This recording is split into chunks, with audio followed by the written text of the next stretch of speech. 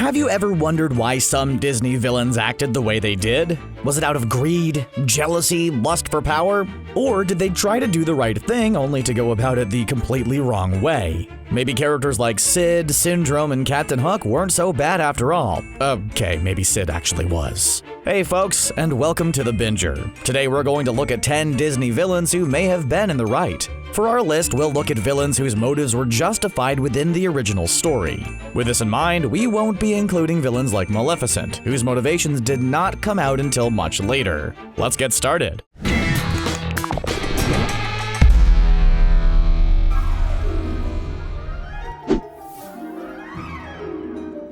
Most people would think that someone who gets their jollies from making little kids scream in terror would be a monster, and they'd be right. Henry J. Waternoose was just such a monster. And that's not a slight on his character, he really was a monster. He was also a business owner. He ran a company called Monsters Incorporated. His profits, his status, and his entire company depended on the company's ability to scare little children into screaming their lungs out. Without the screams of frightened children, the world of Monsters' entire society would collapse. When his employees couldn't produce enough screams through their typical methods, Waternoose knew he had to try something different. His solution? Kidnap young children, bring them to Monster World, and force them to scream.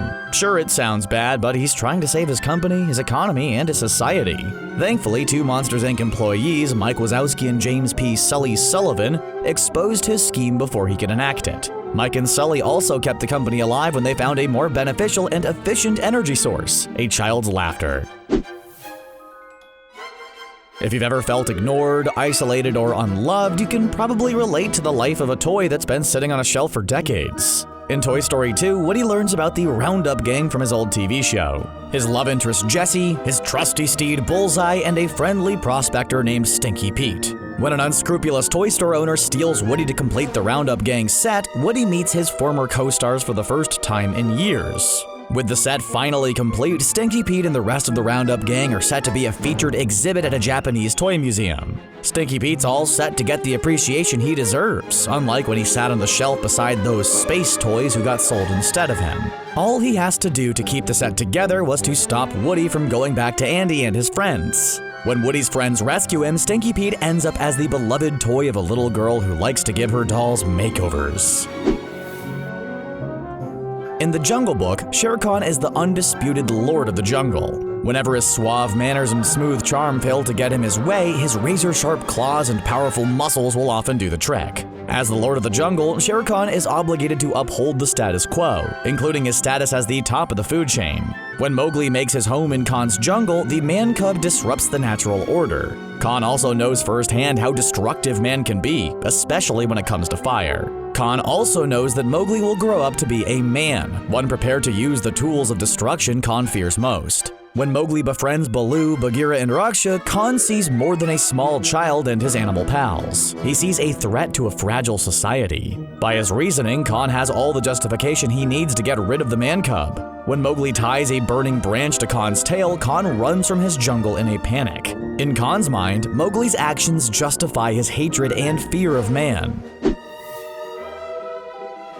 So here's the story. An intrepid captain of the Galactic Federation must hunt down an escaped experimental animal and bring it back. So maybe he's a little overzealous. Maybe he doesn't think about collateral damage. Maybe he kidnaps a little girl. He's just doing his duty. He's trying to bring in a dangerous criminal. He's trying to protect billions of galactic citizens from a monster on the loose, and he's the bad guy? No, this isn't about that other Federation captain that you might be thinking of. In 2002's Lilo and Stitch, Captain Gantu was assigned to capture Experiment 626, otherwise known as Stitch. Gantu captures Lilo and Stitch, but Stitch escapes. When Gantu's boss, the Grand Councilwoman, finds out that Gantu kidnapped Lilo, he loses his job. In the sequel, Stitch the Movie, Gantu takes a job with the only being in the galaxy who'll hire him, Dr. Hamstervel, the evil scientist who created Stitch and the other genetic experiments. So what if he wants to use the experiments to take over the galaxy? An ex-captain still has to make a living, right?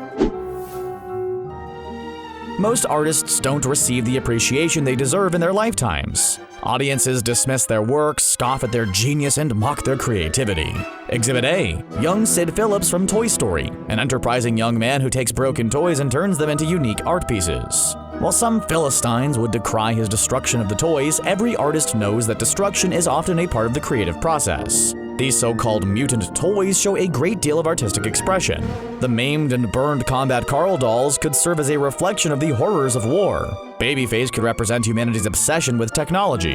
When Sid switched Janie's head with the pterodactyls, he could have been making a statement about fixations on the prehistoric past. Even when he strapped the fireworks to Buzz, he could have wanted to see what it would be like to reach the stars. The questions remain. Was Sid really a destructive maniac? Was he really such a bad kid that he deserved to get kicked out of summer camp? Or was he an artist desperately seeking ways to express himself? As the old saying goes, never meet your heroes. Young Buddy Pine learned this lesson in The Incredibles. Aspired to be nothing more than Incrediboy, the sidekick of his favorite superhero, Mr. Incredible.